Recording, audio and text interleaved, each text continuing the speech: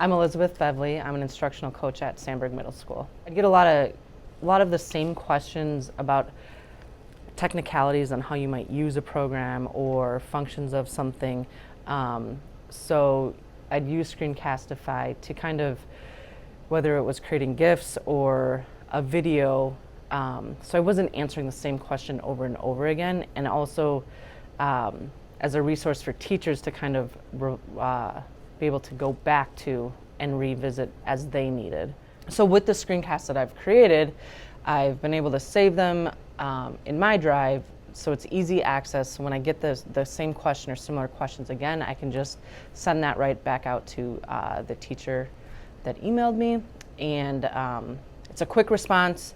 It's timely for them, it's timely for me, and a solution that they're able to kind of refer back to and have that in their toolbox as well. Teachers can watch it on their own time.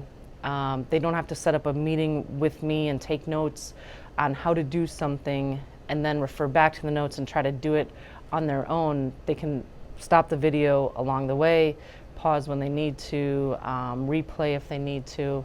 And I think it also kind of provides teachers with that idea of like, oh, this is something I could create, I can use in my classroom with my students and really get to that student learning impact.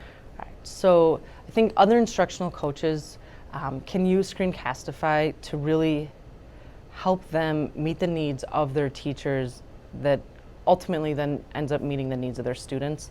I would really suggest that they have some sort of housing place, organizational method in place to keep track of their videos, whether it be personally, like in their Google Drive, or maybe on a website for teachers to reference, maybe a Google Classroom, just something where we've got to make it easy for teachers to be able to access the work that we are creating to kind of support them.